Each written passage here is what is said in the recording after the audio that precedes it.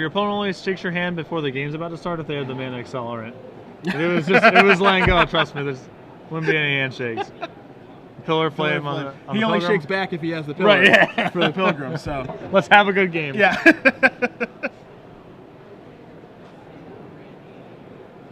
So let's see what JT's got over here. Maybe he was trying to set up. We have another Avacyn's Pilgrim. Make it 3 over the course of the first 2 turns. Maybe he was trying to set up a turn 2 Damirade. Yep. But that plan got foiled. We'll see what his big finish here is, if anything. You see Cavernous Souls there for JT's draw step. I believe he has Huntmaster of the Fells Good magic in card. hand. Counter Souls, Thundermaw Dragon. That is Hellkite fast. In for 5. That is as fast as you can That's go. really fast. That's like very early in the game for that card to be in play. Turn 3 in your face. So let's see what Chris Yarbrough can do, as we do have the Cavernous Souls naming Angel. Likely for the old Restoration Angel and Aurelia, which is a card didn't expect to see a lot of. But either way, Chris is going to play a Sacred Foundry untapped. It's And probably pass? signifying a Zorius Charm. Yep. That smells like to me.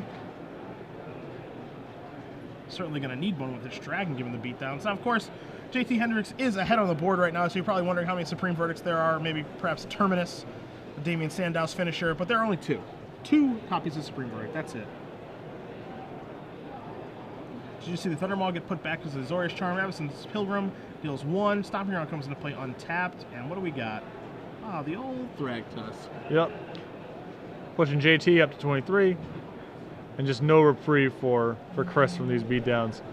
Dragon going to be on its way back soon. We have Sulphur Falls. Passes back. I think Chris has access to Snapcaster plus Zorius Charm, but And JT has access to Thundermaw Hellkite again Right. on the top of his library. And so here come the Knuckleheads. You got Snapcaster Mage here. You do see the Zorius Charm. It's going to put back that Thundermaw. Snapcaster going to trade with the Avacyn's Pilgrim. Thragtusk is going to get in for 5. It's going to knock Chris down to 5. And JT still doing just fine here. Chris trying his very hardest to stabilize, as you do see another Zorius Charm and a Restoration Angel in his hand to go along with the Sacred Foundry and another Sulphur Falls. And again, Patrick, something that we've harped on in the past and we'll probably be harping on today and in the future. As good as these dual lands are from Return to Ravnica and Gatecrash, 2 life is not irrelevant. no, they're not free. And when you run into these, the most aggressive decks in the format, then it starts to add up. The control mirrors, it doesn't really matter, but you're definitely seeing it here. And what you see there is a main phase Snapcaster Mage, Pillar of Flame, the Avacyn's Pilgrim. Chris sensing that JT did not have a 5th mana source, especially with these Zorius Charms taking place. The Zorius Charm going to take out the Thragtusk. Beast Token going to come in for JT so long as he remembers the mandatory trigger, but I think we have some tokens coming over here from the table spotter to clean everything up. And that sequencing was actually pretty good by Chris. He's actually got a shot here the way that he's played the game here. If JT doesn't have a 5th land, which he clearly didn't, but Huntmaster being the last card in hand is pretty devastating. I mean, it's pretty much the most efficient thing he can have in that spot. But yeah, overall I agree. That turn is very nice for him because he puts a Thragtusk on top. JT has a Thunderball in his hand, and that's his last card, so we know a 5th land isn't coming for at least 2 turns. So a little bit of a breathing room here. Now Chris at 5 isn't ideal, and he does have to play a spell now, so Ravager of the Fells isn't coming to the party and deal 2 damage and take care of the Snapcaster Mage. But you know, all things considered, he's done a decent enough job, you know, getting himself a little bit of air to breathe. Absolutely. But yeah, the Huntmaster being the last card is just so devastating. That's a huge one. Yeah. So you're going to see a Moorland Haunt here, and you know you're really stuck here if you're Chris, because you have to play a spell. And you look at his hand, you see Restoration Angel, you see Sacred Foundry. That's it. Also, part of the problem is that his only card is in his graveyard to flash back with the Snapcaster Mage is a Zorius Charm, and he lacks white mana to cast Restoration Angel unless you want to play Sacred Foundry untapped, which he obviously doesn't want to do because it's just 2 more damage. Yeah, and go down to 3. Yeah. And so now Ravager of the Fells are going to flip. So in spite of all of like the untapped dual lands he's been playing and all the dual lands he's played in general, he still kind of has had mana problems in quotes because he didn't have double white for that sequence. And how about Bonfire off the top? Is that going to do it? It is. Good magic card. In case you weren't aware. I mean, that could have just been a land and that would have killed him too. But it wasn't. It was a Bonfire of the Damn Miracle, which is a lot more fun. It's more impressive. It's probably actually less powerful contextually than just a land. But I'm impressed. No, that's what's important. It's a mythic rare. Do you see what happened? No, I did. I do. Okay. Sideboard. Kick it over to you. I got Chris. Yeah. Yarbrough. He's got a beautiful little deck over there. Full of Snapcaster Mages and all that jazz. That's pretty nice. Yeah, he's got to step his dual land game up a little bit. Those look like they were freshly purchased at the Star City booth this morning. But and I am impressed. You, of course, more difficult to impress. That's true. It's got to be beta or better for Patrick to be happy. And they don't have beta Sacred Foundries just yet. Taking a look at Chris's sideboard, you got an Oblivion Ring. You have 1 copy of Negate, 1 copy of Dissipate, 4 copies of Is a Static Caster, which, taking a look at JT's deck, doesn't really seem to be very good unless he draws 2 of them. Yeah, and even then. Right, it's okay against, of course, against Evanston Spellman, it's fine, but it's real. I mean, JT's threats are huge. Yeah. It's not very good here, I don't think. Another copy of Jace Memory Adept to go along with the one in his main deck, 2 copies of Geist of St. Traff, the Dispel, 2 copies of Rest in Peace, and a card that is certainly going to be joining us, 2 copies of Rock's Faithmender. Although, again, it's Faithmender's probably fine here, but it's not the ace it is against mono red or black red zombies. Yeah. JT can just go bigger and better and overpower something like Faithmender. So, like you said, almost certainly good enough to bring in, but it's not the trump that it is in some other beatdown matchups. Yeah, I mean, overall, you're just taking a look at Christopher's sideboard before we get to JT's. Again, there isn't anything in his sideboard here that really stands out to you as something that's really trying to fix the Naya mid-range matchup, and not anything like a Supreme Verdict or a Terminus or, you know, it's just some sort of big splashy effect that really jumps out at you and says, hey, I'm here to turn this around. There's some marginal cards, like a Rock's Faithmender, like an Oblivion Ring. You know, nothing that really jumps off the page at you and says this is going to turn things around, so it might be tough for him, especially when JT probably has some cards to board in. Yeah. Well, JT's got 3 copies of Triumph of Ferocity. He's got 4 Pillar Flames, which I don't think he wants to touch. Another Domerati, which I think this is a good matchup to have just more Planeswalkers. He has Assemble the Legion, which a card that I think is excellent, although not in this matchup. I think Assemble the Legion is insane against control decks. Sure, just more pure control decks. Right, but I think that if he's losing to Chris, it's because he's just getting beaten down in the air, and Assemble the Legion is not going to catch him up to that.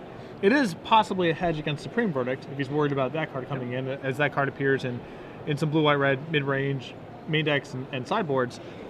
But overall, I don't think it's at its best here. He has a Garrick, which I don't like, a Zealous Construct, which I don't like, so probably just an extra Planeswalker and some Triumph of Ferocities would be where I would want to go. Okay.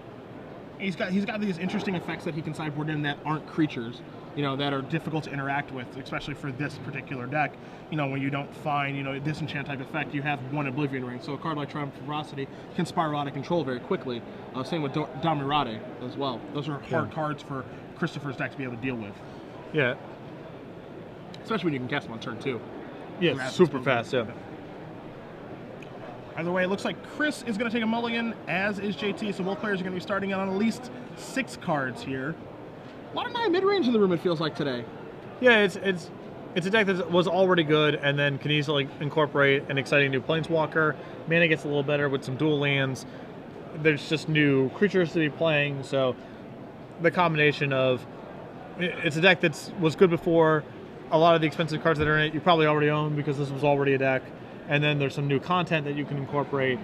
It means, and it's just a pretty straightforward aggressive deck, so you're not worried about having the wrong answers to certain things. It all adds up to a deck that a lot of people I would assume would gravitate towards this weekend.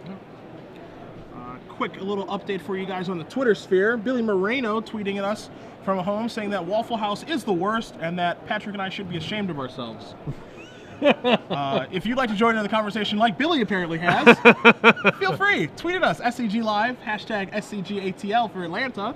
If you're a fan of the Waffle House, feel free, let us know. If not, follow Billy on Twitter. I know Billy likes some spots way divier than a Waffle House, so I don't know where he gets off making any comment like that. The view on that high horse must be pretty nice. Yeah. Pretty nice. Yeah. By the way, both players looking to hopefully keep 6 cards here. JT could not. Huh? JT could not. We're on 5 over there. Oh, he's on 5? Ooh. Yeah. I missed him. Shuffle him back in already. Yeah. Billy Moreno, the thinking man's hillbilly, giving us pot shots over Waffle House. That's unbelievable. Nice. That is nice. The thinking man's hillbilly. You should copyright that. That could really. That's good. That's good. That's healthy. Yeah.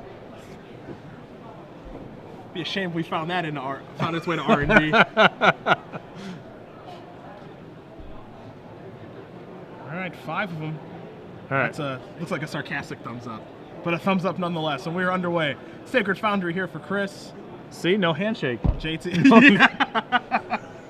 JT with just a forest. Chris is going to play a Sulphur Falls and just pass the turn back. Rootbound Crag here for JT, and we're going to see Azorius Charm cycle once. Chris, and you do see an Izzet Static Caster drawn there for Chris, so he did sideboard that in. Raktos the draw for JT. Sun Petal Grove comes in. He does just pass the turn back. You can see Chris's hand. He does have, in addition to that, Izzet Static Caster, a Pillar Flame and a Sphinx's Revelation, but no fourth land. Yep. JT with a Kessig Wolf Run and bonk. It's a Loxodon Smiter. So big. You can't Izzet Static Caster or Pillar of Flame that. And you do see a Restoration Angel over there for Chris, along with an Oblivion Ring as well. So he's got plenty of spells, obviously, when he's not hitting his land drops. And Oblivion Ring is going to take care of that Smiter. The shields are down right now. JT can take advantage of something very nicely here if he has something good. Temple Garden coming to play on tap. Maybe a Thragtusk. Yep. I think that's what we're about to see. And there it is. So Thragtusk for JT, going to bring him up to 23 and put a sizable threat on the table. Chris draws a Steam Vents for the turn. Going to put that into play tapped. He's got a Faith Mender and Restoration Angel. And there's a Static Caster. Okay, so you're going to see a Static Caster plus a Pillar of Flame here. Okay. Gonna take care of that. He's still going to get his 3/3 Beast token. But what basically Chris is setting up here is, he has Restoration Angel to take care of that, or the Rock's Faith Mender to get in the way. Yep. But in for 3, JT's going to come. Going to knock Chris down to 17. Followed up with another. Pardon me. Ooh. He does have another Thragtusk in his hand, but this is a lot better. Yep. Garruk Primal Hunter coming into play, making another beast, and this is the kind of card that Chris does not want to play against Patrick. Yeah, no, he can really only overpower it if he's already connecting in the air with Restoration Angel. But on a stable board, this is going to easily overwhelm, his various spot removal and that sort of stuff. And you see that Oblivion Ring on that Loxodon Smiter. What if? What if? I mean, he didn't have really too much of a choice. His hand really wasn't that equipped. He had to set up like Pillar, Static Caster, plus Restoration Angel to take care of the Smiter. Sure. So at that point, you just kind of had to Oblivion Ring it. But and now you're going to see a Thragtusk, and now you're going to see 5 cards drawn. It makes you wonder, who am I going to find this game? Yeah. Doesn't seem like JT has. He's doing just fine. Because now the Beast tokens are coming across here. They're going to run into a Restoration Angel. But again, don't really mind all that much. Yeah. Garruk has gotten its advantage. Garruk could bite the dust here from the Restoration Angel, but with so many cards, assuming that JT's drawn anything of note, he's got to be pretty happy where he's at right now. Garruk does bite the dust. You do see another Thragtusk over there in JT's hand as well, so his life total is going to be quite comfortable this game, as Chris is just going to pass back. And this was kind of the fear that we brought up in the sideboard, bringing the Izzet Static Caster. What's it really doing right now? Yeah, it's hanging out. And Ooh. there is Aurelia. There we go. But it is going to get dissipated. Boo! Yep, boo to you, Chris. Definitely boo. As you guys can see it really on the screen, a card that you didn't really think might see some constructed play, but it'd be a heck of a card that turn. Yeah, I mean, it's really good once it's in play, right? I mean, that's the same test that a lot of 6-banded cards have to pass, but with the threats in JT's deck that are so huge, Aurelia is a pretty easy finisher, and it's a pretty good deal on its own, right? That's a pretty good curve topper for this 9 mid-range deck. They used to go all the way up to Angel of Serenity, and 7 mana with this deck is a lot. It forces you to play Arbor Elf and Avacyn's Pilgrim, where you probably don't want to. Aurelia is a lot more manageable at 6 mana, and again, that effect is gigantic with the huge boom booms in this deck. And here come the Knuckleheads yet again. You see Restoration Angel get in front of the Thragtusk, Izzet Static Caster get in front of the Beast token. I would just pass on this combat. Yeah, I think he's happy, right? Yeah. Shoot the Beast token. No reason to move him with the Wolf Run for a potential blowout. He's got so many cards in his hand, he doesn't need to make this move yet. Right, and you had to be thrilled with that trade. He's just absolutely. Cavernous Souls going to be naming a mystery creature type, which we'll find out for you guys in just a moment. And we're going to see Damirade. We're going to see Triumph and Ferocity. And there's a Sphinx's Revelation here from Chris for 3. Cavern naming Angel for you guys wondering at home. Maybe a little Restoration Angel, maybe another Aurelia coming to play soon here. Either way, Chris is going to move up 3 life, find himself 3 cards. As good as Sphinx's Revelation is, Triumph Ferocity can actually kind of keep up with that kind of card advantage. Yeah, and it forces Chris to play a little more main phase to answer the stuff that's going on the board, and that's a game that favors JT a lot more. Yep. When the blue-white-red flash deck is able to play the Fairies game plan of just pass along that mana and react to things as they come up, very difficult to beat. If you make that deck play on its own turn more often, it's much more manageable. Yeah. And Triumph Ferocity does a lot to just induce action. So now here's a Jace Memory Adept, a card that you often don't see in against the green decks, but this is the kind of card that can steal a win, as you are going to see it move up. You're going to see a Restoration Angel on the end step. Not going to flicker anything out, and so right now we're facing a lethal attack. Triumph's going to draw a couple cards, land coming into play.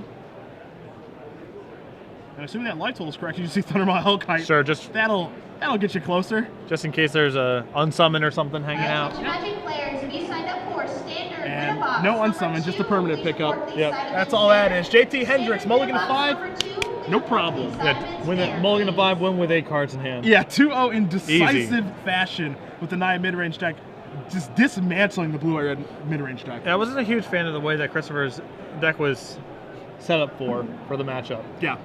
The Jace Memory Adept seems quite poor here. Just I don't think that's the kind of game that he wants to play really. You know, it's pretty easy for someone to sideboard in is a Static Caster there, Yeah. thinking, I'm against creatures. I'm going to board in Static Caster. If I draw multiple Static Casters, what are they going to do? But if you draw one Static Caster, what's that going to do? Well, I maybe he's working on the assumption that there's Pilgrim and Arbor Elf. Sure. In which case it's much easier to rationalize. But yeah, in general, so against JT's deck, it's just not going to do very much. Yeah. And it did not. Yeah, it did not do very much. It with a pillar traded with 1/3 of a Thrytusk, and then it chump blocked at some point, I think. Yeah. So pretty decisive victory there.